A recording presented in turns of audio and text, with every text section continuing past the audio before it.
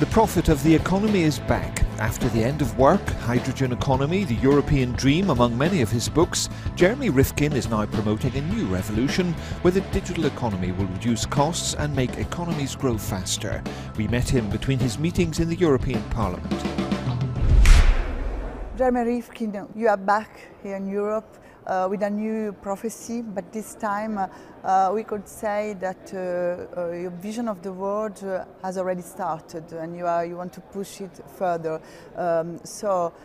Zero marginal cost society, first of all, is the heart of your vision of the world. What does it mean? Well, it's the title of my new book. I don't think people should be frightened of it. It's pretty easy to understand. The zero marginal cost society. We now have 3 billion people connected on the communication internet. And at any given time, every one of them have been a prosumer. Not a seller and a buyer, not an owner or a user or a worker, a prosumer. And that is, people have been producing and sharing their own music at near zero marginal cost on the World Wide Web, bypassing the music industry. They've been producing and sharing their own news blogs, social media, near zero marginal cost on the web, bypassing newspapers. YouTube videos, they're producing their own YouTube videos, bypassing television. So the dynamic is still there. So now in these days you are meeting a lot of European leaders. Here in the Parliament, you met President Schulz in the Commission, the new Commission. So what are you asking these European leaders to do to accelerate this process? Well, what I'm saying now is that austerity, fiscal, market and labor reforms, fine, I'm for that. But if that's all we're doing, it isn't sufficient. Because what's happening is the second industrial revolution of the 20th century is now sunsetting. Every economic revolution brings together new communication technologies, new energies, and new forms of transport. We're living off a second industrial revolution, centralized communication grid, old energies, fossil fuel and nuclear power getting more expensive, and old transportation based on internal combustion engines, dumb roads. We can't get any more productivity out of that. We can't move the economy. We can't put the younger generation to work with this old second industrial revolution platform. So you say internet as a crucial place. In Germany, and as you know, I've advised Germany and the Chancellor since she came in, Germany's 27% solar and wind green electricity right now. They're beginning to set up an energy internet. They're transforming the electricity grid to a smart, digitalized energy internet so that millions of people can produce their own green electricity in their electricity cooperatives, and then they send it back to this digitalized energy internet and share the electricity across Germany and across Europe. How can we guarantee the competition? It means everyone connected to the internet, which is going to be the whole human race in about 10 years from now, can use all of that big data coming through to these 3 internets, and any one of us can be a prosumer and produce and share our own goods and services either at low marginal cost in the market or near zero marginal cost in this emerging sharing economy. Share our cars, share our apartments and homes, share our clothes and tools. That's already happening with the younger generation. But we have to address some pretty important issues here.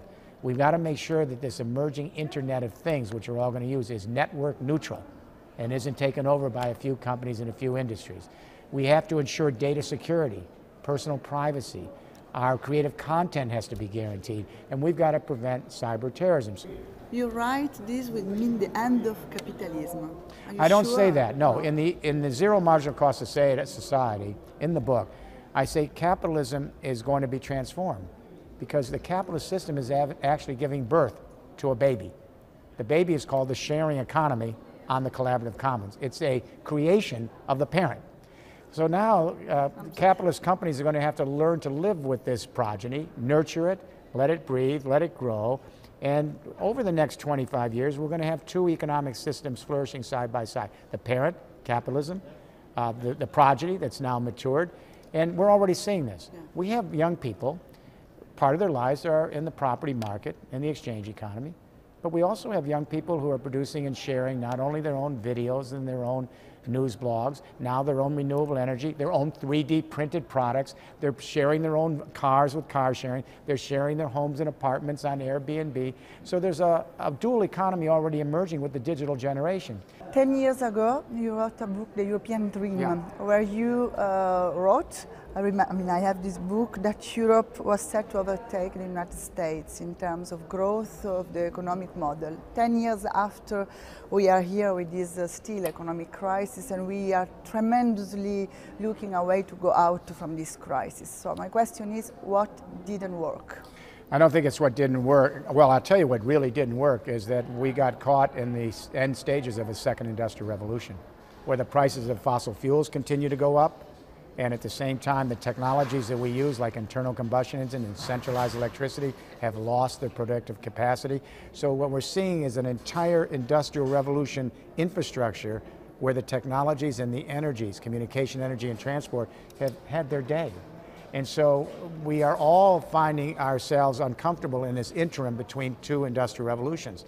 What's happening though in Europe is leading a third industrial revolution. Communication internet, now joining with the renewable energy internet and an automated transport and logistic internet. The EU is moving toward an Internet of Things platform, and this is where the European dream moves to the next stage of its journey. The EU wants to talk about new investment in infrastructure, and the EU wants to talk about how do we integrate the single market. And a third thing, the EU is talking about how do we digitalize Europe. Now we can bring them all together. This can be done tomorrow morning with a new commission. It's a new era. This can be done. Jeremy Rifkin, thank you very much. You're welcome. Thank you. Appreciate it.